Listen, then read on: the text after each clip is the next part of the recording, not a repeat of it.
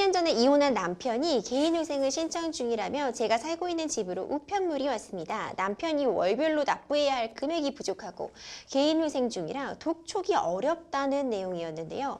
이혼 전 남편이 사업자금 명목으로 대출을 받았을 당시 연대보증을 함께 섰는데 갑자기 그때의 기억이 번뜩 하고 떠올랐습니다. 전 남편에게 전화와 문자를 보내도 전혀 연락이 닿질 않고 있는데요. 만약에 개인회생을 신청하고도 빚을 다 갚지 않으면 저에게도 책임이 오는 걸까요? 너무 걱정이 되는데 도움 부탁드립니다.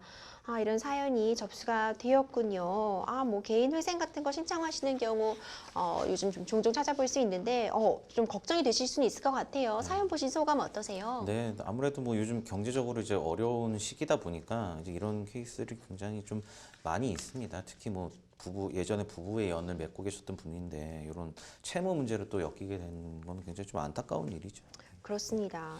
개인회생을 신청해 놓고선 어쨌든 정해진 만큼의 빚은 또 탕감을 하셔야 되는 건데 이렇게 제대로 탕감하지 않으시는 경우 뭐 어떻게 되는 거죠? 네, 그 개인회생이 일단 뭔지 많이 좀 궁금해하세요. 맞아요. 한번 정리해 주시면 쉽게 좋겠어요. 설명을 드리면 될 것 같은데 개인회생이란 건 일종의 법원이 이제 인가한 변제 프로그램이라고 보시면 됩니다. 네. 그러니까 도저히 이제 빚을 개인적으로 탕감할 수 없는 경우에 법원에서 이제 요정 일정 부분에 요만큼 채무를 딱 정해주고 요거를 월별로 얼마씩 이제 하면은 전체적으로 채무를 이제 탕감해 주는 그 대신 이제 법원이 끼기 때문에 요 채무를 변제하는 데 있어서 이제 법원이 이거에 대해서 감독을 하게 되는 거죠. 그래서 그런 변제 프로그램이라고 이해를 하시면 되고요.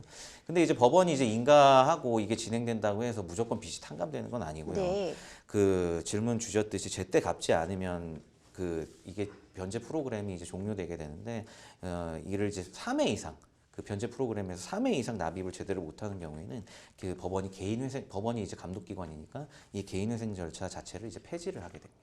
그렇군요. 그러면 우리 변호사님, 지금 상담받는 사연처럼 개인회생 중에 지금 남편이 자취를 감춰버렸잖아요. 연락 두절인 상태인데 이러면 과거 대출 섰을 때 연대보증을 한 우리 상담자님께 어떤 영향을 미치게 될까요? 네, 조금 안타깝긴 하지만 실제로 미치게 됩니다. 어떡하죠? 채무자 회생 및 파산에 관한 법률 제 625조 제 3항에 따르면요. 그 연대보증자가 이제 이런 식으로 이제 개인회생자가 연락이 안 되고 자취를 감춘 경우에는 나머지 채무에 대해서 변제 책임을 지게 돼 있습니다. 그렇군요. 그럼 변호사님, 이제 부부가 연대보증을 함께 서는 경우가 있을 수 있는데 이러고 나중에 이혼을 하게 되면 이제 어떻게 대처를 하는 게 좀 현명할까요? 일단은 뭐 이혼을 하게 된 일단 그것만 설명드리면 뭐 이혼을 하게 된다고 해서 특별히 이제 이 채무에 어떤 변화가 있다거나 사실 요러기는 조금 어렵습니다. 왜 부부의 어떤 뭐 법률상 이게 꼭 부부 관계가 있기 때문에 뭐 연대보증을 쓰고 이런 건 아니기 때문에 그래서 뭐 이혼을 한다고 해서 갑자기 뭐 나는 이제 이혼했으니까 더 이상 이제 연대보증 관계에 서지 않는다 뭐 이렇게 주장하는 거는 좀 어렵고 왜냐하면 연대보증이라는 건 순순히 어떤 개인의 지위에서 채무를 지는 거기 때문에 솔직히 어떤 부부의 이런 법률상 어떤 의무하고는 사실 좀 관련이 없고요. 그래서 사실 그 최대한 이 연대보증 같은 경우 부부라는 게 또 어떻게 될지도 모르는 그렇죠. 상황이잖아요. 좀 그러니까 아무리 뭐 부부 사이일 때 연대보증 우리는 이제 한 가족이니까 연대보증을 그래 할게 해도 이런 걸 애초에 처음부터 조금 조심을 하시는 게 좋고요. 그리고 최대한 그 연대보증이라는 건 상당히 굉장히 좀 무서운 겁니다. 그렇죠. 말이 좀 연대보증이라고 해서 좀 좋아 말은 좀 보이는데. 굉장히 좀 그렇게 나빠 보이진 않은데 사실 굉장히 무서운 게 이 연대보증이거든요. 심지어 우리 이 법 같은 경우에도 그 개인회생에서 개인회생 당사자가 이제 종족을 감추는 경우에까지 따라와서 그 채무 어떤 변제 책임을 물리는 게 연대보증이니까요.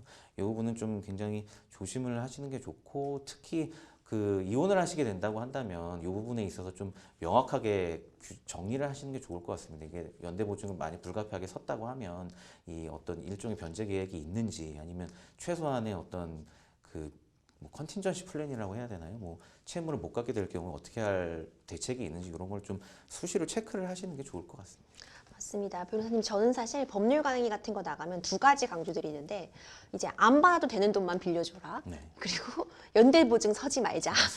이렇게 사실 쉽게 설명드려서 이렇게 이런 식으로 제가 딱 말씀드리는 경우가 종종 있어요. 네. 근데 지금 사연자님께서 어쨌든 연대보증을 서신 상태고 해결을 하셔야 되는 상황인데 다른 분들에게도 좀 연대보증을 서야 되는 상황이나 좀 고려하고 있는 경우가 계시다면 어떤 점을 그래도 주의해야 되는지 마지막으로 정리해 주시죠.